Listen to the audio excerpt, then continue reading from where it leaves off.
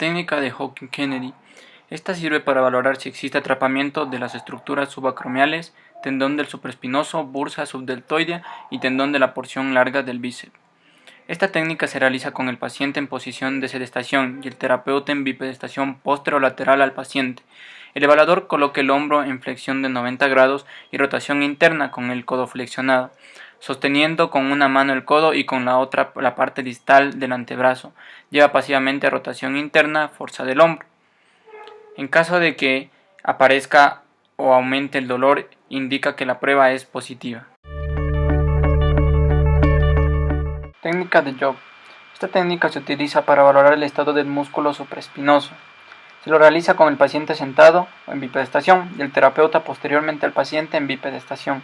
La posición del paciente debe ser hombros abducidos 90 grados en rotación interna, con flexión horizontal de 30 grados, los antebrazos pronados y los pulgares en dirección hacia el suelo.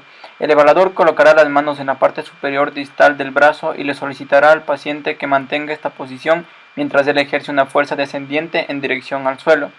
Si aparece dolor o incapacidad para mantener la posición con la fuerza aplicada, la prueba será positiva y podrá indicar un proceso inflamatorio o degenerativo del tendón del músculo supraespinoso. Técnica de Herbert. Esta se utiliza para valorar el estado del tendón del músculo supraescapular.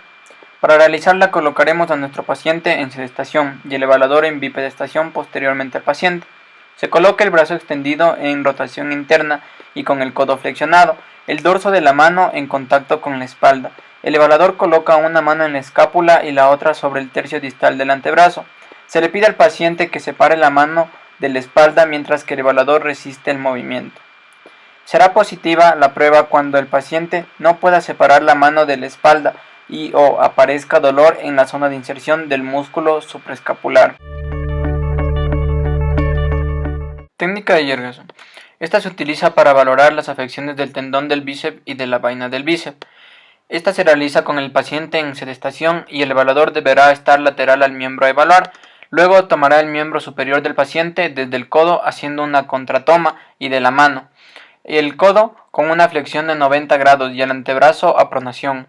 Luego pediremos que el paciente haga una supinación a contrarresistencia. En caso de que exista dolor en la región bicipital, indica una afección del tendón del bíceps y o su vaina. Técnica de Speed. Se utiliza para detectar lesiones en el tendón del bíceps. El paciente estará de pie con los codos extendidos, los antebrazos supinados, el húmero neutro o en ligera extensión para elongar el bíceps braquial. El examinador sitúa una mano con los dedos en el surco bicipital y la otra sujetando la muñeca. Entonces le pide al paciente que realice una flexión del codo y hombro simultáneamente contra resistencia, mientras se palpa el surco bicipital. En caso de que exista dolor en el tendón de la cabeza del bíceps, especialmente en trayecto sobre el surco bicipital o región anterior del hombro, se catalogaría como un hallazgo positivo.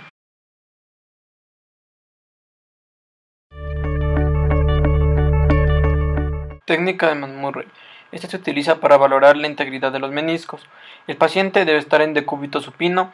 El examinador va a controlar la pierna hacia distal sujetando el talón con una mano. Con la otra sitúa el índice y el pulgar anteromedial y anterolateral a la línea articular de la rodilla. Flecta la rodilla del paciente hasta los 90 grados y luego rota externo. Presiona en dirección axial mientras se extiende la rodilla y luego se repite la maniobra pero con rotación interna.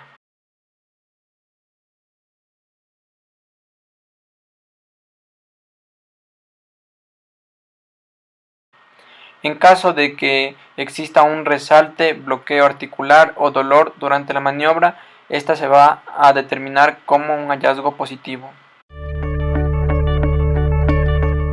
Técnica de Appel. Se utiliza para valorar la presencia de patología en menisco externo o menisco interno.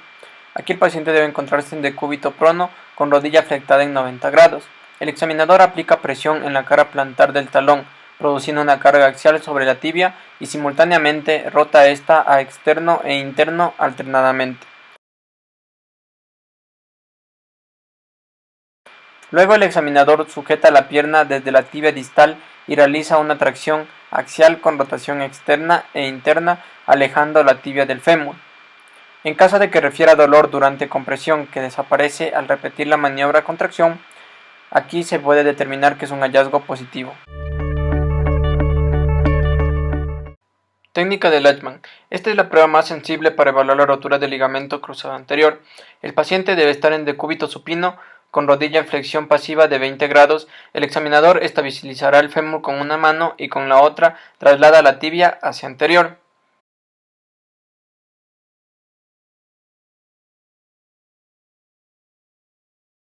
En caso de que exista una mayor traslación tibial respecto al lado contralateral, se destacará como un hallazgo positivo. Técnica de Steinman. Se utiliza para valorar la presencia de trastorno del menisco interno y alteración del menisco externo. El paciente debe estar en decúbito supino. El examinador debe flexionar la rodilla del paciente en 90 grados. Se debe localizar el surco articular y fijar la mano. Con la otra mano se debe realizar una rotación interna o externa de la tibia.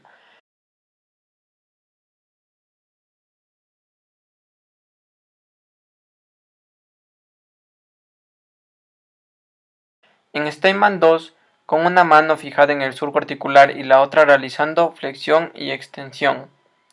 En caso de que repite o presente dolor, es un signo positivo.